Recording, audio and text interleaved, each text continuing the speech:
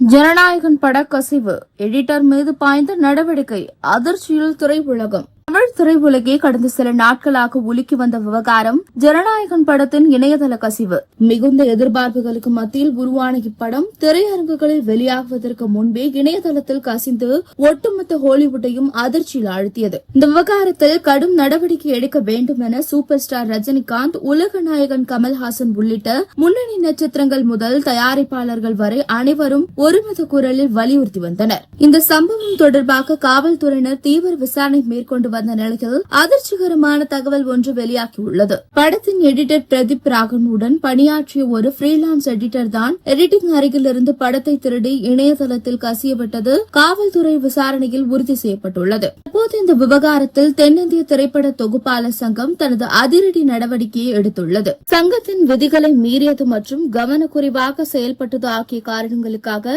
Editor Pradeep Raghav சங்கத்திலிருந்து இடைக்கால நீக்கம் செய்யப்படுவதாக அதிகாரப்பூர்வமாக அறிவிக்கப்பட்டுள்ளது.